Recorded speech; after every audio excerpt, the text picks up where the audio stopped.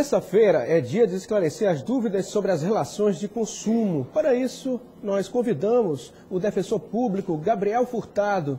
Ele vai dar, então, as respostas para as perguntas dos nossos telespectadores.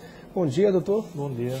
Começando com Alessandro Soares, do Vinhais. Ele diz o seguinte, que ele foi envolvido em um acidente de trânsito dentro de um shopping aqui em São Luís. A culpa, ele diz, não foi dele, mas de outro motorista. Como nós estávamos em velocidade reduzida, os danos foram pequenos, apenas amassou a parte de trás do meu carro. De forma que não pude esperar a perícia por determinação da administração do próprio shopping, que quis o caminho livre para os outros veículos. Ele quer saber como ele deve proceder. Bem, nesse caso, ele tem dois instrumentos aí, tem duas situações que protegem ele, né? Tem uma súmula do Superior Tribunal de Justiça, que é a súmula 130, que diz que a responsabilidade é do shopping pelos danos.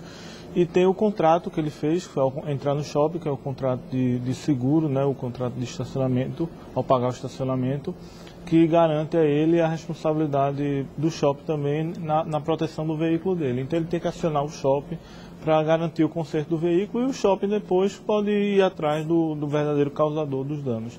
Mas a verdade é que ele tem que ir atrás do shopping. Certo. E no caso da Viviane Ribeiro, ela mora na Ivar Saldanha e ela disse que ela trabalha em uma empresa que por conta disso ela tinha direito ao plano de saúde. Com essa crise que a gente tem vivido, foi decidido por suspender o benefício. Só que ela já tinha pagado, né, a prestação do mês e tinha uma cirurgia agendada. Sendo que quando o plano foi cancelado, o hospital também voltou atrás e cancelou o procedimento cirúrgico. E aí ela quer saber que se ela entrar na justiça, se ela ganha o direito de operar, já que ela já havia pago a prestação do plano. Me parece que isso é uma prática abusiva do plano de saúde, né? O Código de Defesa do Consumidor ele não permite comportamento surpresa. Se em determinado momento o plano de saúde já havia autorizado, né, o procedimento, ela já havia pago a prestação do mês, tanto é que já havia autorizado, não me parece razoável ele cancelar. Então, a consumidora ela tem que procurar o órgão de defesa do consumidor para procurar em juízo ou extrajudicial o seu direito. E, nesse caso, me parece que é cabível até uma indenização. Mas isso tudo tem que ser discutido. Já a Tássia Dias, do Parque Atenas, também em relação a plano de saúde. Ela diz o seguinte, esses dias estive doente, meu marido me levou em uma emergência, já que tenho plano de saúde. Fomos no horário da noite, pensando estar mais tranquilo. Engano, o hospital estava lotado e simplesmente me despacharam. Isso é correto? Veja, essa situação ela já ultrapassa o direito do consumidor. Ela já está flertando aí com o direito penal. Isso aí já é uma omissão de socorro. O plano de saúde, o hospital, enfim, não poderia, em tese, mandar ninguém de volta. Se ele está lotado, ele tem que ter algum plano de contingenciamento, etc. Mas a consumidora ela tinha direito a ser atendido ou ser encaminhada, né, para outro hospital. É importante nesse caso ressaltar que mesmo que ela tivesse em carência do plano de saúde, por se tratar de uma situação emergencial, a carência é reduzida para 24 horas. Então, em nenhuma hipótese, a consumidora tem que ser posta para fora do hospital, né? Ela tem que ser atendida por um setor médico e aí ser redirecionada para uma situação competente, mas jamais ser omitido em seu socorro. Negado o atendimento. Negado o né? atendimento, jamais.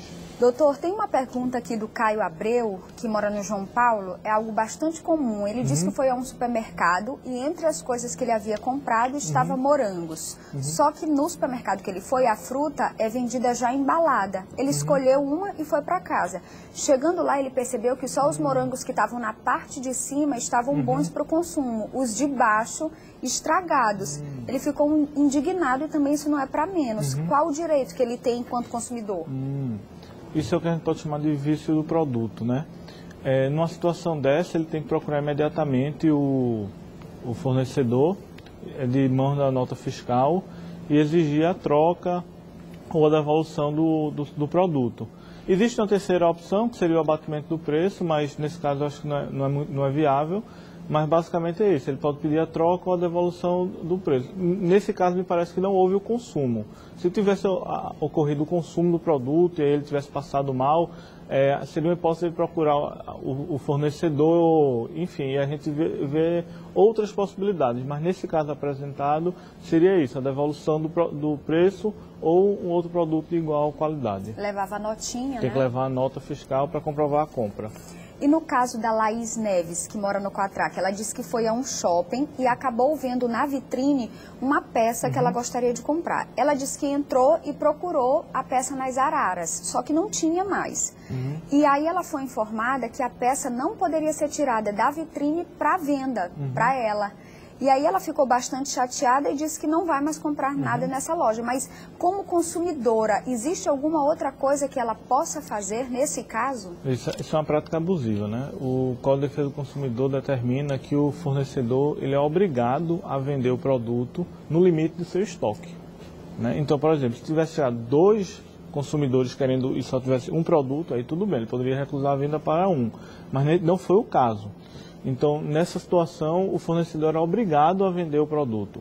A consumidora pode procurar um dos órgãos de defesa do consumidor para tentar conseguir, enfim, a compra do produto ou a reparação por perdas e danos, eventual dano moral, etc. Ou seja, a loja não queria vender, desmontar. Né? Pode, né? É uma situação até estranha no contexto de crise, mas é uma prática abusiva. É uma prática abusiva. E onde fica, então, a Defensoria Pública em Defesa do Consumidor? O Núcleo de Defesa do Consumidor fica na Avenida Castelo Branco, né, número 720C. Funciona todos os dias, de segunda a sexta, das 8 às 17 da tarde. As pessoas têm que ter uma renda de até quantos salários? Assim, a Defensoria Pública atua na defesa de pessoas economicamente vulneráveis, né? Normalmente até 3 salários mínimos, mas a gente faz uma análise da condição econômica geral da pessoa, ou então de comunidades vulneráveis, né? Se for uma situação de vulnerabilidade social, a gente também atende a pessoa. Muito obrigado, sucesso no trabalho. Muito obrigado. E se você tem alguma dúvida sobre os direitos do consumidor, mande um e-mail para o bomdiatv@mirante.com.br. Na quinta-feira, outro especialista vai te explicar como proceder.